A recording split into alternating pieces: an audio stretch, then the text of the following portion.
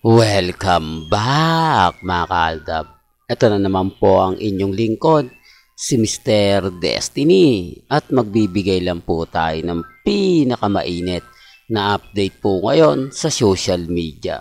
Sa mga nagtatanong po kung totoo o ano ang role ni Main Mendoza sa kung matutuloy nga po ang pelikula ni Henyo Master Joey De Leon na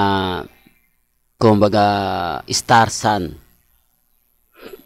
4 mga kaaldab. Ito kasi yung pinaka, ewan ko lang kung 4 o 5 mga kaaldab.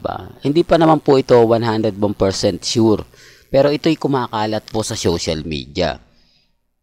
Siguro naman po nakita nyo na at nabalitaan nyo na yung producer nga po nila Joey De Leon at ni Tony Gonzaga na kung saan nalugi nga po raw dahil sa bagsak ang, hindi naman po sinabing hindi maganda yung palabas, hindi po talaga nakuha yung target.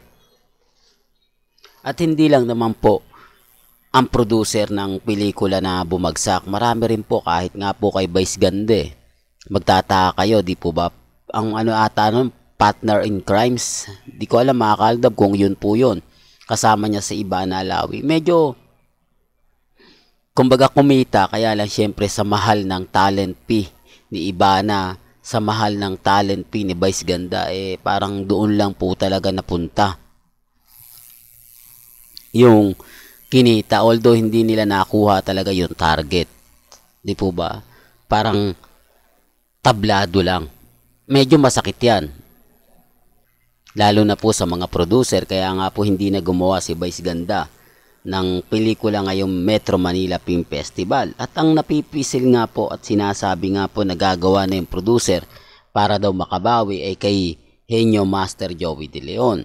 At syempre dyan tayo papasok, dyan nga po papasok si Main Mendoza. Kung ano nga po ba yung role niya, yan po yung hindi pa po natin alam. Mahirap po talaga muna mag-react kung sakasakaling matutuloy yan. Sabi ko nga po sa inyo dito lang sa channel ni Mr. Destiny mga kaaldab, 101% updated po kayo. Ano man po yung mga nababalitaan ninyo, napapanood, napapakinggan, nababasa, naririnig, at gusto nyo po ng buong kumbaga istorya, punta lang po kayo dito po sa channel ni Mr. Destiny. Kasi dito naman po updated tayo Kung ano man po yung nagtitrending kapag pinag-uusapan, andun tayo.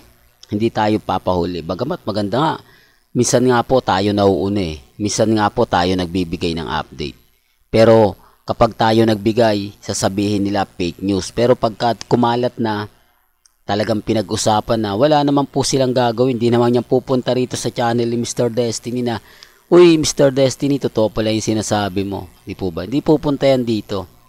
Magaling lang po sila mang-asar, mang-inis. Kaya nga po yung ibang vlogger ng YouTube nakuha po nila dahil nga po sa mga sinasabi nila. Well, hanggang dito na lang po yung updates natin Kaya kung gusto nyo pa po ng pinaka-latest at mga sariwang update, abay tumutok lang po kayo sa channel ni Mr. Destiny para updated po kayo sa mga bago at sa mga latest na video na i-upload po natin. Kaya kung bago ka lang sa channel na to, at isa kang true-blooded Aldab Nation na nagmamahal po kina Mengay at Isoy, tama po ang channel na pinuntahan mo, kaya consider na po kitang bagong subscriber. At huwag mong kalimutang i-share ang mga video po natin sa mga mami, sa mga titas at sa mga senyor.